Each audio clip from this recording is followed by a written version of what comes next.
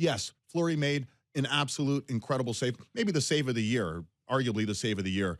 But I want to hear what you guys think, because to me, the Leafs' performance, it's the same problems we keep seeing night in, night out. Allowing the first goal, chasing the game, defensive breakdowns, poor special teams.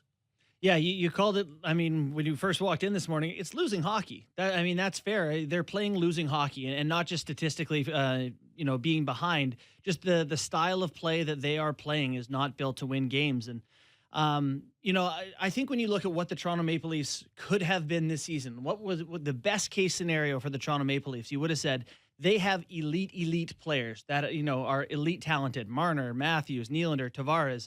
Those guys can single-handedly, even if the rest of the guys who don't make a ton of money aren't playing great, those guys should be able to drag these guys to wins. They should be able to break open a few games single-handedly. And right now, Tavares' season has not gone all that great. Yes, he's been hurt. He's been named the captain. It's been tumultuous, but it ain't been great. Mitch Marner's season, coming off the contract, he's hurt now. His contract situation made the start kind of rocky. He hasn't been great. Those guys, they've been betting on elite and exceptional, and they've been getting just good.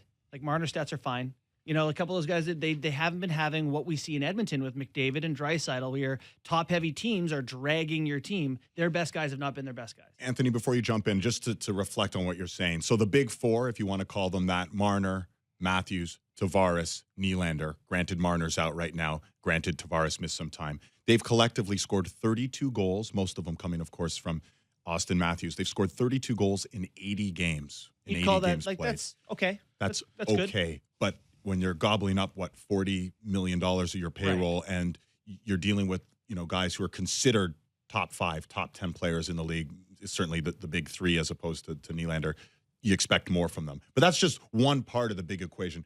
Anthony, what do you see from this team? And also, I want to ask you, you've been in situations where things are rolling in the wrong direction. How mentally fragile is this Leafs team to you right now?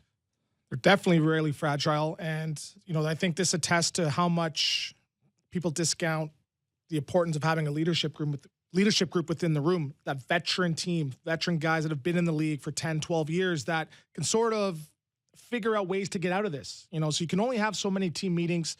You can only say the right things in the media so often. You have to do something eventually. Someone needs to step up, whether they have a big night out, whether they go and have a big hit or a big fight or do something. So they're just continuing to do the same thing. So what I want to sort of, segue into is I had a coach in the NHL, and people think the NHL, it's all about this intricate systems. But every time he'd write something on the board, it would be KISS. Keep it simple, stupid. Yes. So what I don't understand is you're in a game, you're 1-0, you tie it up with a nice goal by Jason Spezza. The very next play, regardless of who's on the ice, we're running and gunning now, trying to go score another goal. Whereas there's 12 minutes left in the game.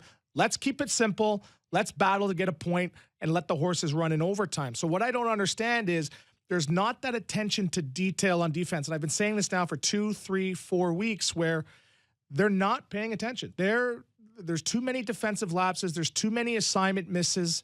And at the NHL level, it's unacceptable. So whether that's coaching, I think it comes down to a personal pride in being in the NHL and performing at a high level every night. Let me just give some clarification for anyone who didn't see the game last night. The reference you're making, Jason Spezza scores, and within the next minute, Tyson Barrie, coming out of his zone, tries to make a move, ill-advised when you're the last man, tries to make a move. Yeah. Tom Magnoshik pokes the puck away, goes in, goes backhand, beats Freddie Anderson 2-1. All the momentum you gained, all of that good feeling you earned by pressing hard and forcing the play to Vegas in the third is lost within one mistake. Yeah. And that's the sort of thing that's happening. And Vegas has the complementary players. Look at all the players that were on the score sheet last night. Cordy Eakin scoring an empty net goal. Nosek scoring a big goal. Cody Glass scoring. So they got different guys stepping up at different times. That's a team. So with the Toronto Maple Leafs, we can't just wait for the power play. Can't wait for Austin Matthews to score that big goal. You need other guys stepping up. How many Ryan Reeves, I think, in the first period had more hits than I think I've seen that fourth line in the Leafs have in the last month. Alex Touch, he was buzzing around like he's a 20-year NHL veteran out there. So it's just frustrating because being a pro and seeing those little details, it's just very frustrating, from my standpoint. Yeah, and I thought the Barry thing you're referencing there was a really a good reflection of how he's feeling. It looks like he's pressing because in that very moment, off the one faceoff, he's got options on the right and left wing. Like if you're feeling good about your game, you just move it up to the next open guy. It's really not that complicated in terms of keeping it simple. But again, that goes back to this defense core of the Toronto Maple Leafs. David, you and I were talking before the show about the high danger goals against. The Toronto Maple Leafs have given up more goals from the slot area than any team in the NHL. Not like, just like literally they're the worst in the league. They're tied to the Detroit Red Wings, 49 goals against from that area. The third team is 8 goals better than that. So they're by miles, they're the worst team at giving up chances from that grade A area. And again, that ties into Tyson Barrie. It ties into, Ceci, who let Nosek walk by him for the first breakaway. Their defense is just, you thought that they would be able to outscore their problems and play in the offensive zone enough that they would make up for their shortcomings in their own end. That hasn't been the case so far. And you make a good point. During the 6-game losing streak, 5 times they've allowed 4+ goals. It's very hard to win games when you're allowing 4+ goals. They're near the bottom in goals against in the league. They're in the bottom third on the power play. They're in the bottom third on the penalty kill. They're in the bottom, 6-7 teams now in points percentage per game. So they're flirting with last place in the East more than they're flirting with a playoff spot in the East right now. The Ottawa Senators are on their heels. Like, not a joke. They are, I think Senators are 3 points back with 2 games in hand. Yeah. So we're presenting a picture of the house is on fire. It's a 5 alarmer. David, the house is on fire. Okay, well, let's hear. And most